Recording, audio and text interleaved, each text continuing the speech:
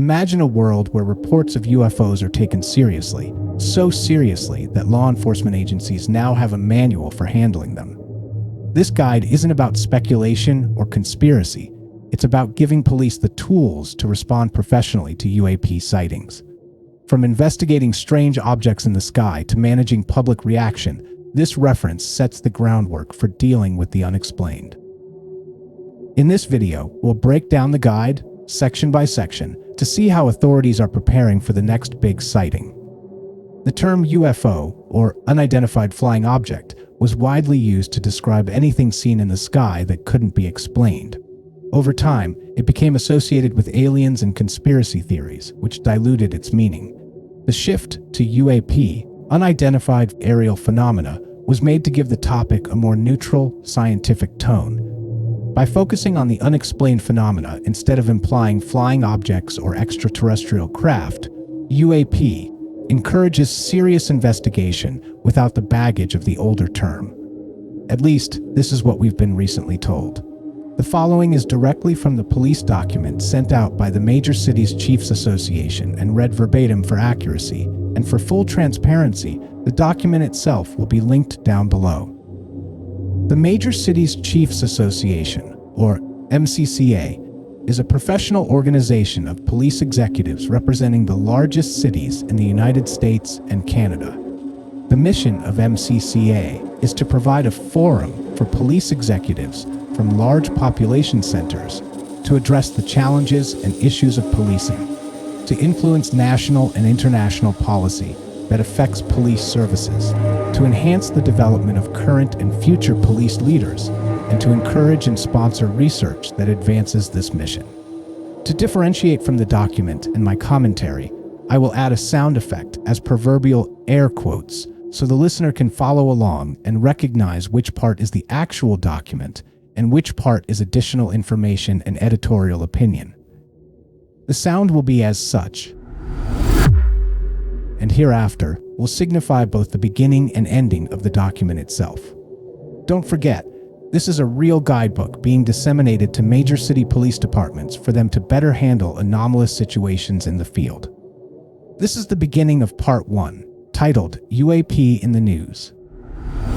Unidentified anomalous phenomena, or UAP, means airborne objects that are not immediately identifiable, transmedium objects or devices, and submerged objects or devices that are not immediately identifiable and that display behavior or performance characteristics, suggesting that the objects or devices may be related to the objects or devices described in subparagraphs below.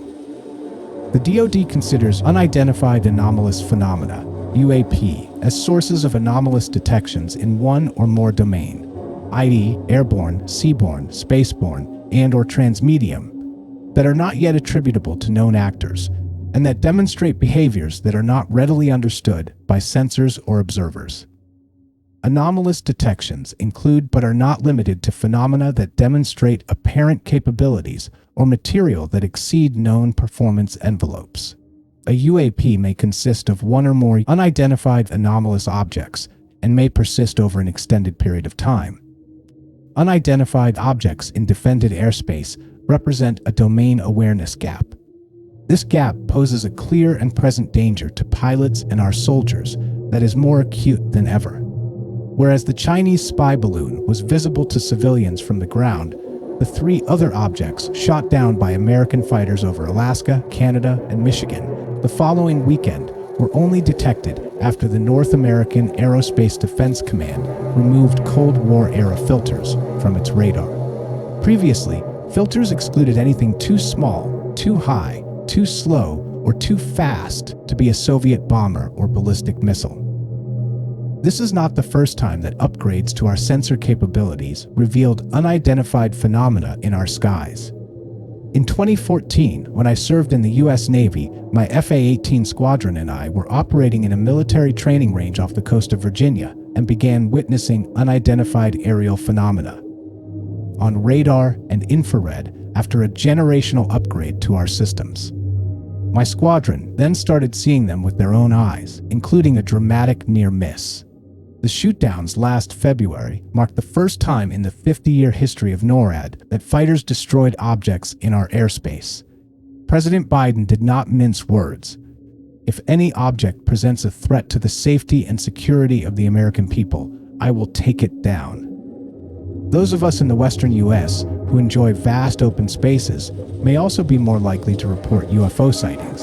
A new study suggests. An analysis of unidentified aerial phenomena, UAP reports. UAP is a new umbrella term that includes UFOs not just in the sky, but also in space and underwater, suggests local environmental factors play a role in the number of UAP sightings reported.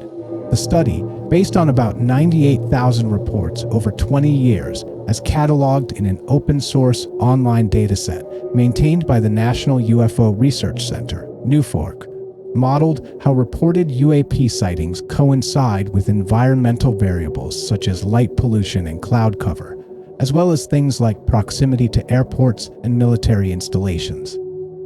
The results reveal the majority of reported sightings originate in the western U.S., along with a smaller hotspot in the northeastern U.S. UFOs that have shown the ability to seamlessly transition from air to sea without a splash or crash debris are an urgent national security concern with world-changing scientific ramifications, an ex-Navy officer said. In July 2019, the USS Omaha recorded a UFO, or UAP, unidentified anomalous phenomena that buzzed a Navy fleet off San Diego and disappeared into the ocean without a trace. That was only the first page of this document sent to our police officers. There are many fascinating details discussed, but this is just the start. The next section involves law enforcement directly and the dangers posed by UFOs based on previous reports that are beyond unbelievable. Section 2. Law Enforcement Considerations. Reports released by AARO and ODNI, among other U.S. government and nonprofit entities, claim that UAP present a clear threat to national security, since their capabilities and origins are unknown.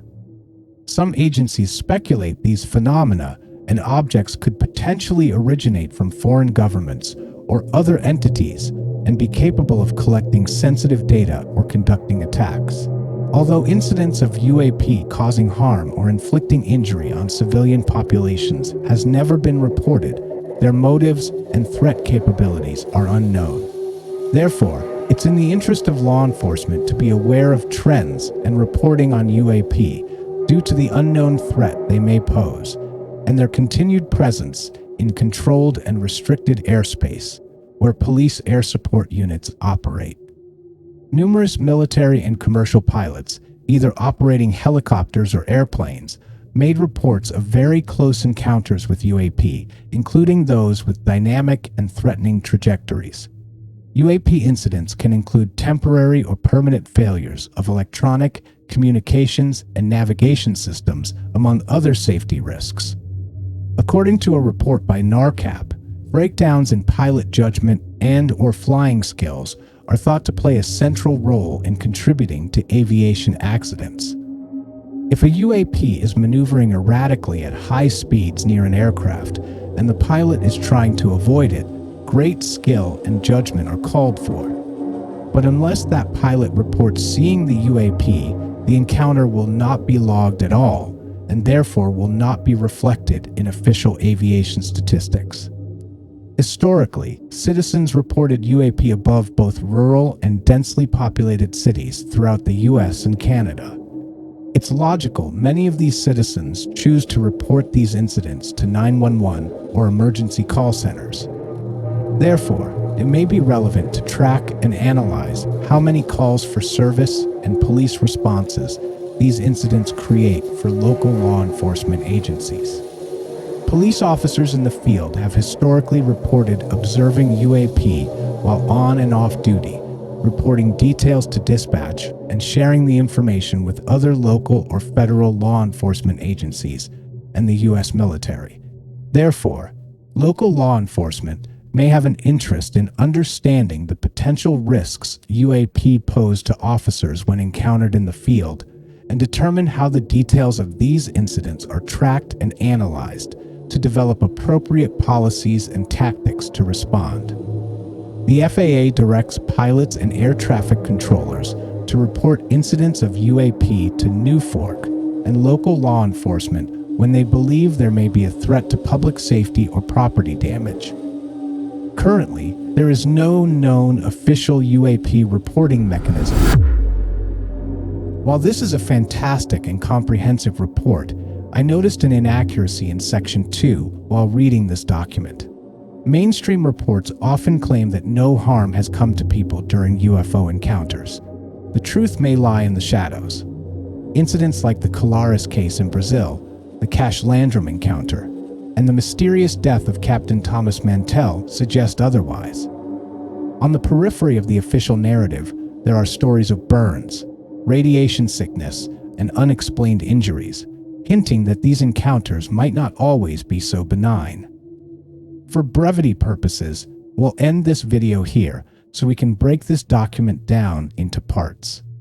If you enjoy this format and the information presented, please smash that thumbs up button, leave a comment, and share the video to normies that might need to know. Reality may be more bizarre than they could ever dream.